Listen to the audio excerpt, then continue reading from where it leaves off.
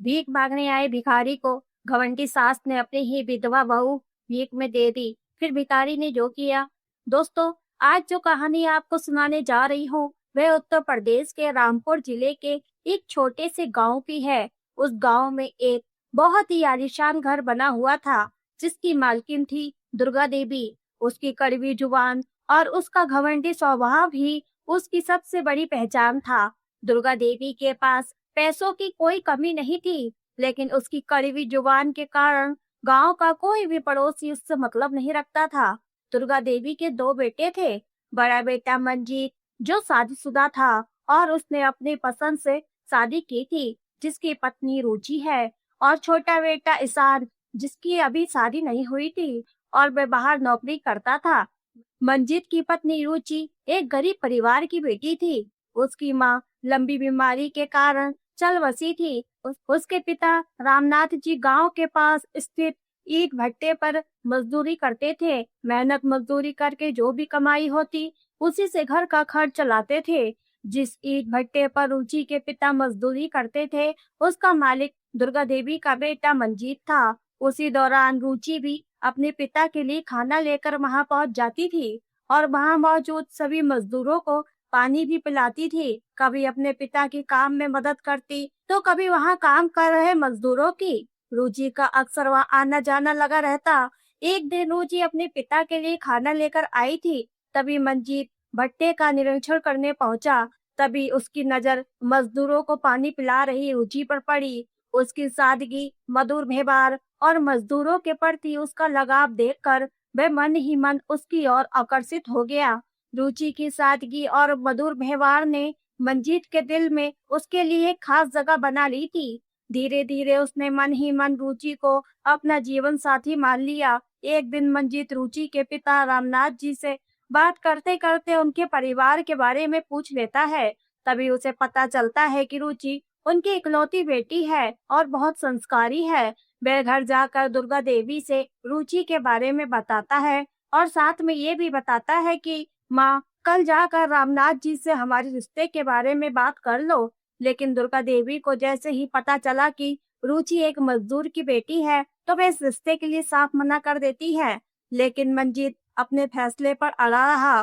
कई दिनों तक समझाने के बाद भी जब दुर्गा देवी नहीं मानी तो एक दिन मंजीत खुद रामनाथ जी के घर गया और सम्मान के साथ रुचि का हाथ मांगा। रामनाथ जी पहले हिचकिचाए और बोले, हम जैसे गरीब मजदूर का रिश्ता तुम्हारे जैसे अमीर परिवार में कैसे हो सकता है? हमारी तो इतनी हैसियत नहीं है कि तुम्हें एक गाड़ी भी दे सके। तभी मंजीत मुस्कुराते हुए बोला, चाचा जी, इंसान की पहचान उसकी दौलत से नहीं होती है बल्कि उसके संस्कारों से होती है। मैंने रुचि में वह गुण देखे हैं जो किसी भी बड़े घर की बेटी में होना जरूरी है। आप बिल्कुल भी चिंता मत कीजिए। मुझे दहेज में आपसे कुछ भी नहीं चाहिए। मुझे बस रुचि का साथ चाहिए।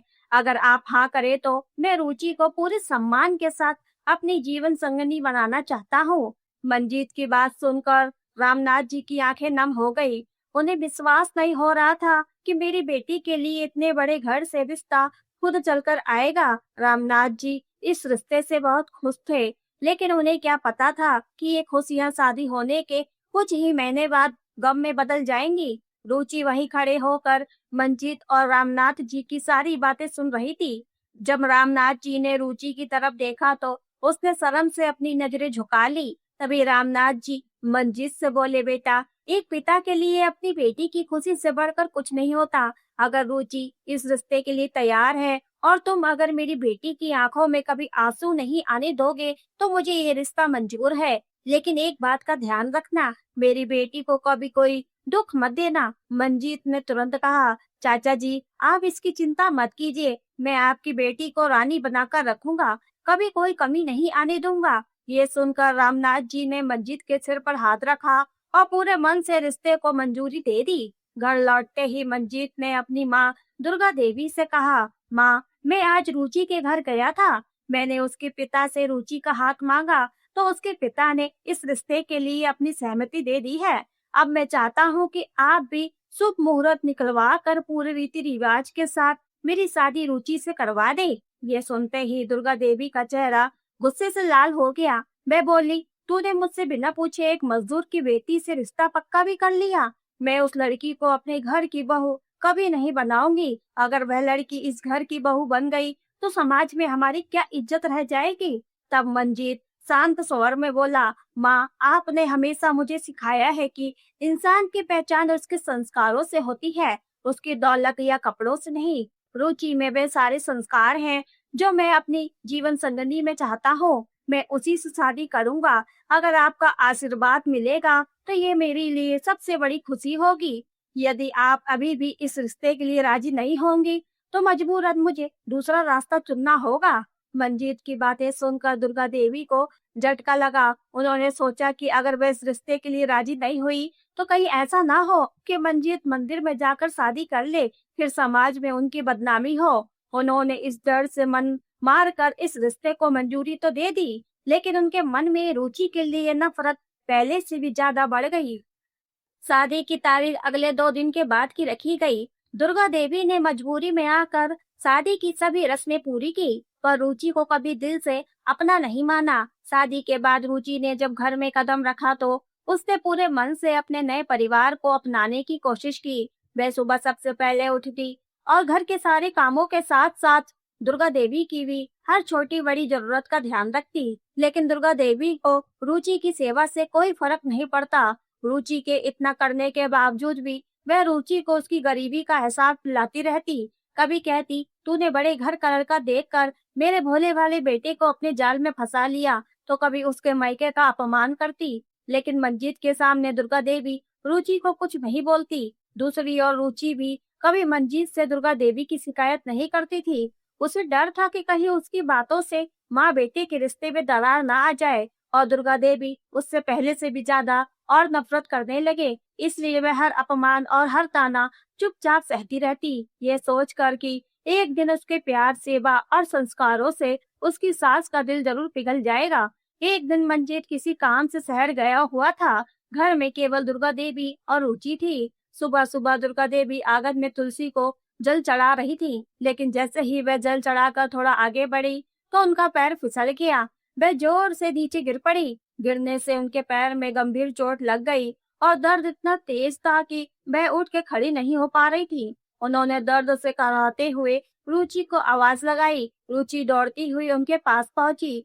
वह चाहती तो पिछले सारे अपमान याद करके उनके दर्द को अनदेखा कर सकती थी, लेकिन उसने ऐसा नहीं किया। उसने तुरंत पड़ोसियों की मदद से दुर्गा देवी को अस्पताल पहुंचाया। डॉक्टर ने बताया कि उनके पैर की हड्डी में फ्रैक्चर है और कई हफ्तों तक उन्हें बिस्तर पर रहना होगा। उन दिनों रुचि ने दिन रात उनकी सेवा की, समय पर दवा देना, खाना खिलाना, कपड़े बदलना, रात रात भर जाग कर उनकी देखभाल करना। उसने एक बेटी की तरह हर जिम्मेदारी निभाई। रुचि की इतनी सेवा देखकर दुर्गा देवी की आंखों से आंसू निकल आए। उस दिन उन्हें पहली बार एहसास हुआ कि जिस बहू को वे हमेशा ताने देती रही, वही उनके सबसे कठिन समय में बेटी बनकर उनके साथ खड़ी रही। उसी दिन से उनका मन का सारा अहंकार धीरे धीरे पिघलने लगा और उन्होंने पहली बार रुचि को दिल से अपनी बहू मान लिया। रुचि इस बात से आज बहुत खुश थी। आखिरकार उसे अपनी सास का प्यार मिल ही गया। लेकिन रुचि की जिंदगी में आई ये खुशियां ज्यादा दिनों तक नहीं टिकी। मंजीत जब 2 दिन बाद शहर से अपना काम निपटा कर घर वापस लौट रहा था, तभी रास्ते में अचानक उसकी गाड़ी का भयानक एक्सीडेंट हो गया। आसपास के लोगों ने उसे अस्पताल में भर्ती कराया, लेकिन डॉक्टरों ने उसे मृत घोषित कर दिया। ये खबर जब घर पहुंची तो रुचि के पैरों तले से जमीन खिसक गई। कुछ ही समय पहले तक जिस घर में उसके पति के लौटने का इंतजार हो रहा था, उसी घर में मंजीत के जाने की खबर से मातम छा गया था। रुचि अपने पति को खोने के गम में पूरी तरह से टूट गई थी। वहीं दुर्गा देवी पर भी दुखों का पहाड़ टूट पड़ा था। लेकिन बेटे की मौत का दुख धीरे धीरे उनके अंदर गुस्से और नफरत में बदलने लगा। उनका व्यवहार रुचि के लिए फिर वैसा ही हो गया जैसे पहले था। वह रुचि को हमेशा ताने मारने लगी। वह अक्सर रुचि से कहती, तू मेरे बेटे को खा गई, अब यहाँ रहकर मुझे भी खा जाएगी। चली क्यों नहीं जाती यहाँ से, हमेशा हमेशा के लिए। रुचि हमेशा दुर्गा देवी के आगे हाथ जोड़कर गिड़गिड़ाती, माँ जी मुझे मत निकालिए, मैं पहले ही अपने पति को खो चुकी हूँ। अब अगर आपने भी मुझे घर से निकाल दिया तो मैं कहाँ जाऊंगी। मैं अपने पिता पर अब और बोझ नहीं बनना चाहती। आप मुझे अपनी बहू मत समझिए। घर की नौकरानी समझकर रख लीजिए। मैं जिंदगी भर आपकी सेवा करूंगी, बस मुझे इस घर से मत निकालिए। लेकिन दुर्गा देवी का दिल अब पत्थर बन चुका था। उसने रुचि को अपने घर में मजबूरी में रख तो लिया था, लेकिन कभी उसे ताजी खाना नहीं देती थी। हमेशा उसको बासी खाना नसीब होता था। एक दिन रुचि ने सबके खाना खाने के बाद बर्तन में बचे हुए खाने को अपने खाने के लिए थाली में निकाला तो दुर्गा देवी की नजर उस पर पड़ गई। वह दौड़कर रुचि के पास आई और हाथ से खाने की थाली छीनते हुए बोली, अगर तुझे ताजी खाने का इतना ही मन है तो अपने मैके चले जा। मेरे घर में रहना है तो तुझे बासी खाना ही खाना होगा, समझी? रुचि ने बिना कुछ जवाब दिए अपनी नजरें नीचे झुका ली और चुपचाप वहीं बैठ गई। उसकी आंखों से आंसू तो निकल रहे थे, लेकिन होठों पर कोई शिकायत नहीं थी। एक दिन दोपहर का समय था। आसमान से तेज धूप बरस रही थी और गांव की गलियां लगभग सुनसान थी। रुचि सुबह से घर के कामों में लगी हुई थी। उसने आंगन साफ किया, बर्तन धोए और दुर्गा देवी के लिए खाना भी बना दिया था। तभी अचानक घर के दरवाजे पर किसी ने आवाज लगाई, माँ, भगवान के नाम पर कुछ खाने को दे दो, सुबह से कुछ नहीं खाया है। रुचि ने दरवाजे की ओर देखा।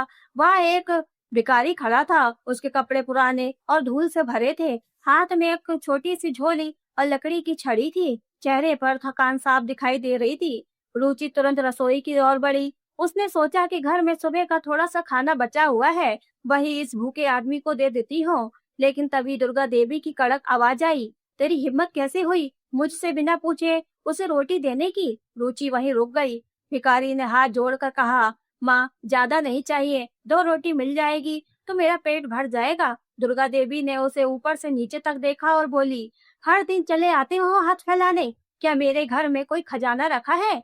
भिखारी चुपचाप खड़ा रहा। फिर उसने धीरे से कहा, माँ, भूख अमीर गरीब देखकर नहीं लगती, भगवान के नाम पर थोड़ा सा खाना दे दीजिए। दुर्गा देवी का गुस्सा और बढ़ गया। मैं बोली, इतनी ही भूख लगी है तो कहीं काम कर लो, यहाँ खड़े होकर भीख मांगने से क्या मिलेगा? रुचि से ये सब देखा नहीं गया। उसने धीरे से कहा, माँ जी, मैं इसे 2 रोटी दे देती हूँ, सुबह का खाना भी थोड़ा बचा हुआ है। दुर्गा देवी ने रुचि को घूर कर देखा।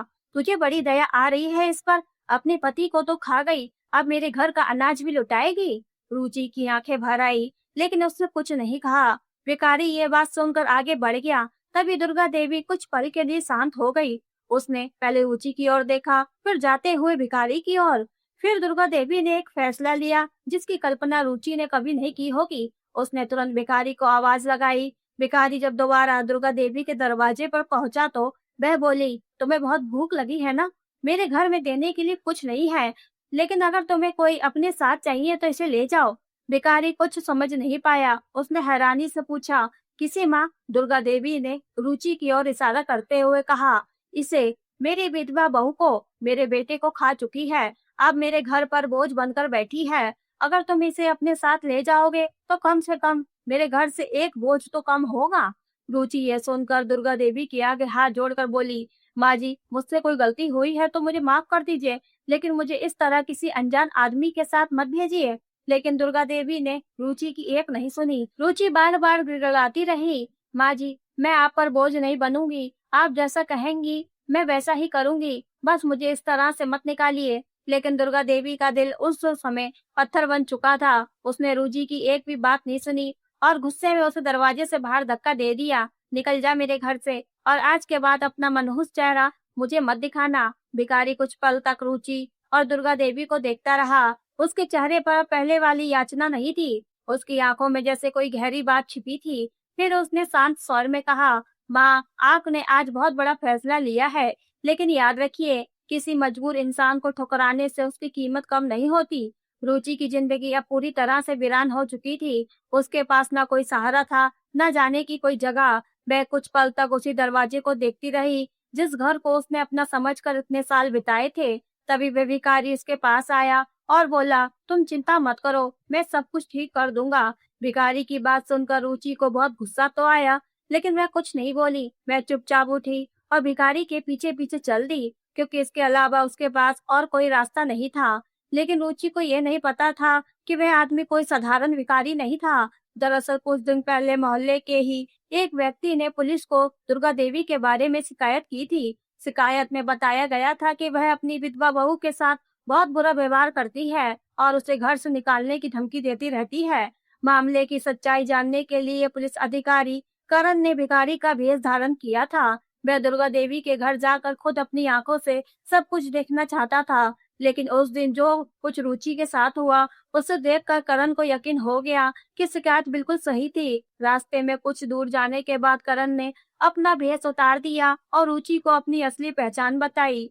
रुचि ये जानकर हैरान रह गई कि जिसे वह भिखारी समझ रही थी, वह एक पुलिस अधिकारी था। करण ने उसे भरोसा दिलाया, तुम्हें अब किसी से डरने की जरूरत नहीं है, मैं तुम्हारे पिता के पास सुरक्षित छोड़ दूंगा। इसके बाद करण रुचि को उसके पिता रामनाथ जी के घर लेकर पहुंचा और उन्हें पूरी घटना के बारे में बताया। अपनी बेटी की हालत देखकर रामनाथ जी की आंखों से आंसू बहने लगे। उन्हें अपनी बेटी पर तरस भी आया और इस बात का दुख भी हुआ कि जिस घर में उन्होंने अपनी बेटी को खुशी-खुशी विदा किया था, वहीं उसे इतना अपमान सहना पड़ा। करण ने रामनाथ जी से कहा, चाचा जी, मैंने रुचि के साथ जो अन्याय हुआ, वह अपनी आंखों से देखा है।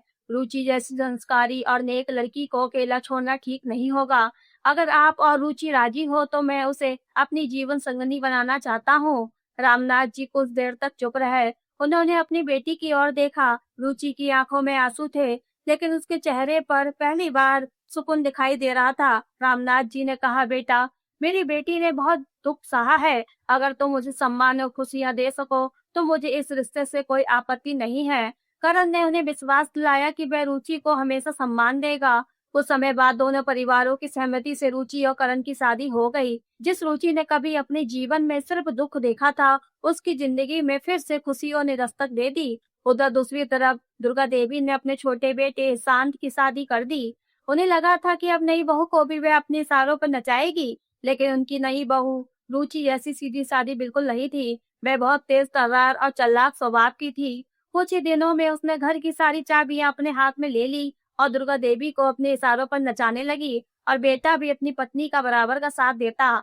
जिस दुर्गा देवी ने कभी रुचि को घर की नौकरानी से भी बदतर समझा था, इतनी सेवा करने के बावजूद उसको कभी अपनी बहू नहीं माना, अब वही अपनी नई बहू के सामने बेबस नजर आने लगी। धीरे धीरे उन्हें रुचि की याद सताने लगी। उन्हें याद आने लगा कि कैसे रुचि सुबह उठकर उनके लिए चाय बनाती थी, समय पर दवाइयां देती थी और उनके गुस्से के बावजूद कभी पलटकर जवाब नहीं देती थी।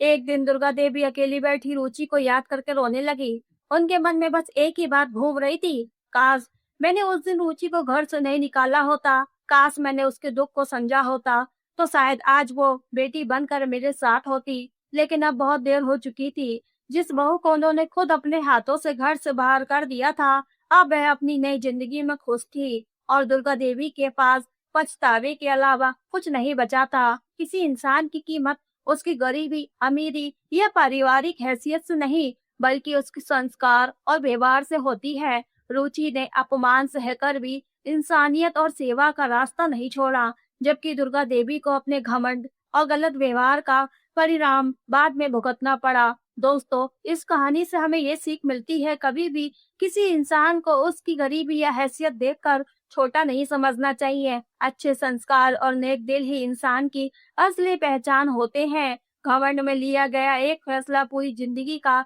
पछतावा बन जाता है, जबकि दूसरों के साथ किया गया अच्छा व्यवहार हमेशा हमारे पास लौट कर आता है। इसलिए रिश्तों की कदर कीजिए, अपनों का सम्मान कीजिए और किसी मजबूर इंसान को कभी उसकी मजबूरी का एहसास मत कराइए। तो दोस्तों, आपको क्या लगता है, क्या दुर्गा देवी को अपने किए की सजा मिल गई थी? इस कहानी के बारे में आपकी क्या राय है? हमें कमेंट करके जरूर बताएं। उम्मीद करती हूँ कि आपको ये कहानी जरूर पसंद आई होगी। अगर कहानी पसंद आई हो तो चैनल को सब्सक्राइब, वीडियो को लाइक शेयर जरूर करें और साथ में अपने शहर का नाम हमें कमेंट करना ना भूलें। फिर मिलते हैं एक नई कहानी में। कहानी को यहाँ तक सुनने के लिए आपका दिल से धन्यवाद।